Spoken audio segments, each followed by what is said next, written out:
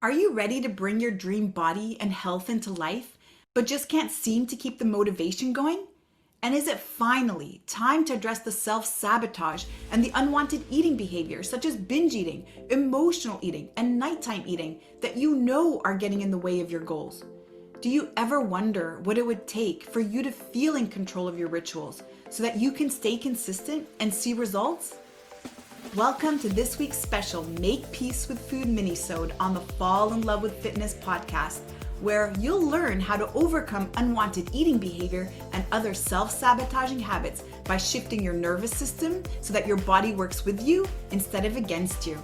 I'm your host, Shaban, and with each episode, I am honored to be your coach and guide in the journey to make peace with food and find food and body freedom so that struggle with weight is a thing of the past. When you tune in every Thursday on the Fall in Love with Fitness podcast, you'll catch the latest conversation on unwanted eating behaviors and learn how to shift the nervous system, rewire the brain to new patterns, and end the food and body obsession so you finally feel relaxed and no longer confused around food. Now, before we begin, I want to quickly invite you to grab a free copy of my Food Freedom ebook that I have for you at makepeacewithfood.com. And if you find that this conversation resonates with you today, then I also want to invite you to join our free Make Peace with Food Facebook community at myfoodfreedomlifestyle.com, where you can connect with me and my team directly. The links are in the show notes. And of course, if you know somebody who you feel could benefit from these conversations and discussions, make sure to share this podcast with them too. All right, athletes, now let's get into it. So we've been talking about the nervous system's play when it comes to unwanted eating behavior. And we spoke about how when we are self-sabotaging, when we are binge eating, when we're emotional eating, most often it's because we are in what we call protection mode. So this is the part of the nervous system that is run by almost, let's call it the primitive part of the brain or the reptilian part of the brain that drives us to just seek out survival. And so that's why we can't actually get in the way of sometimes these behaviors. As soon as they set in, as soon as we're triggered, we can't stop them. And so maybe some of you have been listening to the conversation, and maybe some of you have also noticed that maybe the trigger isn't there for you. Maybe it's not actually protection mode. And here's what I mean. So we suggested and we shared that protection mode is triggered. And by the way, protection mode is oftentimes also referred to as the sympathetic nervous state. But protection mode is triggered anytime there is a feeling of unsafety in the environment. And so if we feel uncomfortable in our environment, if we are going through some sort of trauma or some sort of abuse, or we've even experienced that in the past while we're growing up. So sexual abuse or maybe emotional abuse or physical abuse, then we can trigger ourselves into protection mode. And when this happens to us at a very young age, we learn to adapt to this nervous system state. So we operate our entire lives under protection mode, not knowing, because it's just what we've always known. We've always known that we always have to be maybe a little bit more on guard. We have a need for survival, again, on a very, very primitive level. Now, the other thing that we shared as well is that we trigger protection mode when there is food scarcity. And now food scarcity can either be real or imposed. And real food scarcity is actually the absence of food, the physical absence of food, growing up in an environment where truly we went to bed hungry many times because there really was nothing to eat. So this also can trigger protection mode. Now, imposed food scarcity, well, that's what we do, or maybe someone else does when they tell us that we should diet or we should restrict our food. And so when we've been restricting our food for too long, then we also tend to shift into protection mode. And then we can lock ourselves in this place the longer that we are replaying any past experience, thoughts, and emotions that are associated with that past experience. Now, again, you may be hearing all this and saying, I don't know, Sherry, I didn't really experience trauma growing up. Maybe I had a very healthy childhood and my environment was very safe. And no, I never really dieted, but I don't know why I'm still emotional eating or binge eating. Well, here's the thing. Our plate and what we put on our plate and the way that we eat is a direct reflection of our perspective on life. So I'm going to repeat that one more time. the way that we eat and what we put on our plate is a direct reflection of our perspective on life. And generally, we have one of two perspectives. We're either in an abundance mindset or a scarcity mindset. So I think I've shared with you the story about my sister-in-law in the past because, first of all, she's awesome. She's a badass. But here's the thing about my sister-in-law. She's never dieted her entire life. And I think I shared this already with you, that I walk into her house and inside her cabinets and her cupboards and her fridge, she's got all kinds of snacks, right? These are the types of snacks that generally we tend to avoid if we're dieting or we're trying to restrict. But she's got chocolates and she's got candies. And if you open her freezer, she's got ice cream. And also, she's never struggled with her weight. And the reason why she's never struggled with her weight is because she's never made this off limits. She's never really actually felt that there is a scarcity around food. There's no scarcity when it comes to junk foods or sweets. And so it's not this thing that she's needing or seeking out. She never really built that reward system in the brain, feeling like she's not allowed to have this thing. And then with her thoughts just driven to want it even more. And so when I watch her eat, it's very clear that she operates from an abundance mindset. If she wants to have chocolate, she will. If she doesn't want to have chocolate, it's fine. It's always available. It's not a big deal. It doesn't have to be now or never. It's not black or white thinking when it comes to eating certain things and certain foods that normally we tend to make off limits because we feel shame, we feel guilt, we feel disappointment when we eat these foods. And so if we notice that we tend to finish off our plates even though we're super full, or we tend to maybe finish off our kids' plates, even though, let's say we're really full, we ate all our food, but then we feel really bad about wasting food because there's starving children in the world and maybe there's starving children in Africa. And so we have this need to not throw out any food. And so if we're noticing that, or if we're noticing that, let's say, for example, we want to go ahead and have a dessert because we have fear that maybe someone else might eat it and we won't get a chance to. And we have all these concerns about not getting food or not having food, or maybe even cutting off the time that we're allowed to have that food. Well, then we're operating from a scarcity mindset. And when we operate from a scarcity mindset, what this means is that there's a lack, there's a void, there's something that we are missing.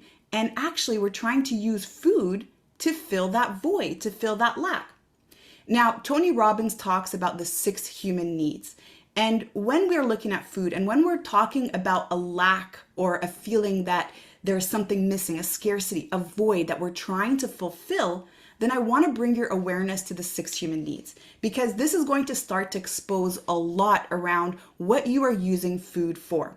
Again, if you're finding that you don't have anything that's triggering you directly into protection mode based on the conversations we've been having the last several weeks, then I want you to just take a consideration around what is it that you're trying to fulfill with food?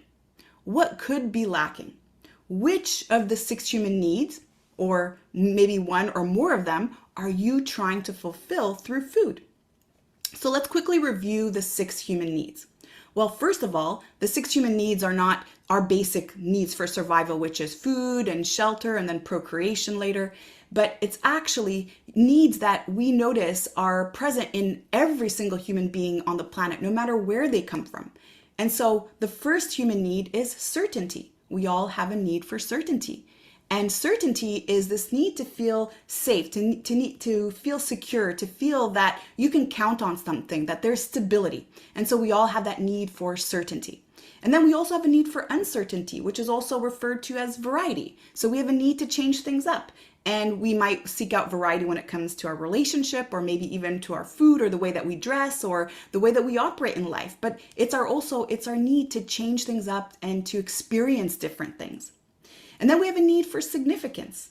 And that doesn't mean that we have a need to make sure that everyone's paying attention to us and telling us really lovely compliments. But we all have a need to feel that we belong, that we are wanted, that we're needed, that people are seeing us, that they're hearing us, that they're welcoming us, and that they're validating our existence. And so we all have that need for significance, to feel like we belong, like we're important.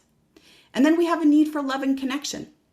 And that's why we tend to want to connect with people. It's why we tend to want to have pets and we want to socialize. And it's also one of the reasons why during COVID, a lot of us were suffering from that lack of connection, because it's, again, one of our human needs. And as we talk about love and connection, we're not necessarily talking about an intimate love or intimate connection. It's really that feeling that you're connecting with someone, you're resonating with someone. And again, you feel that there's somebody there for you, or that you feel that there's love and there's just this beautiful energy that's being shared between two people in a union, for example. And then we have two more needs, and we call these more of the spiritual needs, because when we focus on these needs, we actually notice that we feed our souls. And so this is the need for growth and the need for contribution. And the need for growth is just this constant desire to learn, to expand, to explore, to evolve. And so it's also why maybe sometimes when we're in a partnership and you notice one person's growing and maybe the other person's feeling like they're changing, there's oftentimes a mismatch. And so we have this need to continue to grow and expand.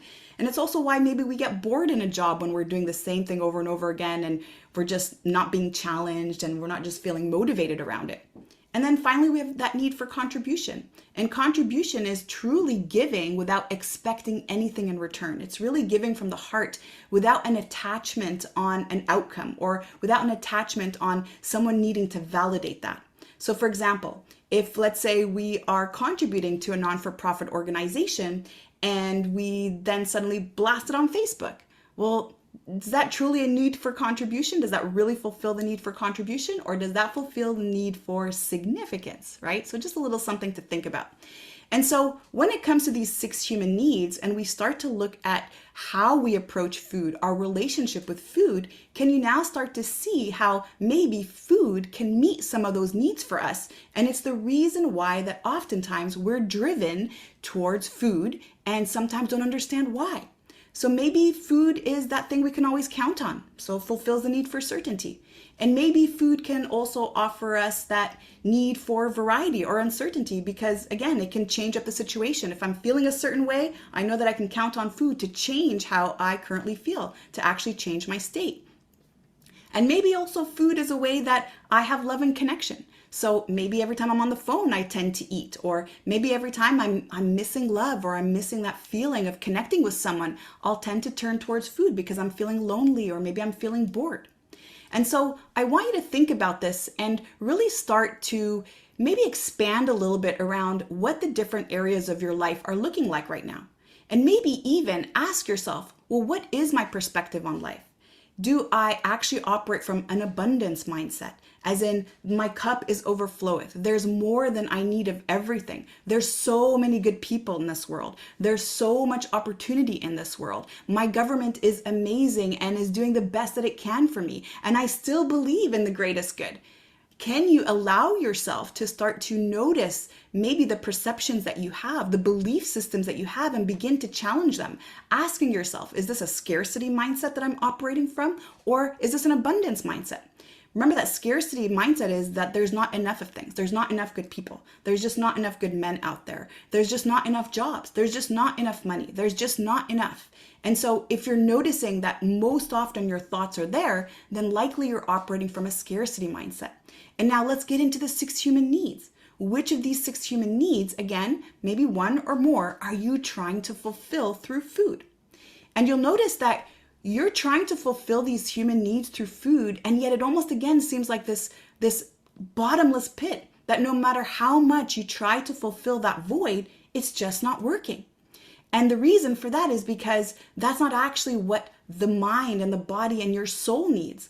And there's different ways to fulfill these needs. And so if we really want to break away from emotional eating and binge eating, again, creating awareness is that first place to start. Let me become aware of whether or not I'm operating via a scarcity mindset or an abundance mindset. And which human needs am I lacking maybe in my life? And maybe when it comes to my job, if that's what constantly triggers my binge eating or my emotional eating, what human needs are missing there? Is it my relationship that constantly triggers my binge eating and emotional eating? Well, what am I maybe lacking there, or what am I missing there? And so now it starts to get very interesting, and we can start to get more curious about that. And so there's so much to expand on here. And again, if we allow ourselves to have grace, if we allow ourselves to just get curious, if we allow ourselves to really start to pinpoint the different areas of our lives that maybe are requiring our attention, and allow ourselves to even explore maybe some of the belief systems that we picked up from childhood, that we picked up from our parents, from our teachers, from our culture, maybe from our religious beliefs and backgrounds. How can that also start to explain and expose the lacks or the void that we're feeling and the need to maybe turn towards food to fulfill that? And so with that, I want to wish you a beautiful rest of your day, and I look forward to catching you again in next week's training. You got this. Thank you for listening to this week's Make Peace with Food Minisode on the Fall in Love with Fitness podcast. If this has resonated with you today, I want to invite you to subscribe to the show so you never miss a beat. And if you know someone who could benefit from this conversation, then please share this episode with them. Let's work together to help as many people as possible make peace with food and fall in love with fitness. And by the way, I need to mention that if you rate and review this podcast on iTunes and send over the screenshot to Sherry at sherryshaban.com, you'll receive a $500 voucher to join me at one of my upcoming retreats or to use it in our Make Peace with Food coaching program. And don't forget to visit myfoodfreedomlifestyle.com to join the free Facebook group for more resources. And remember, athlete, you are an inspiration. I cannot wait to hear your story.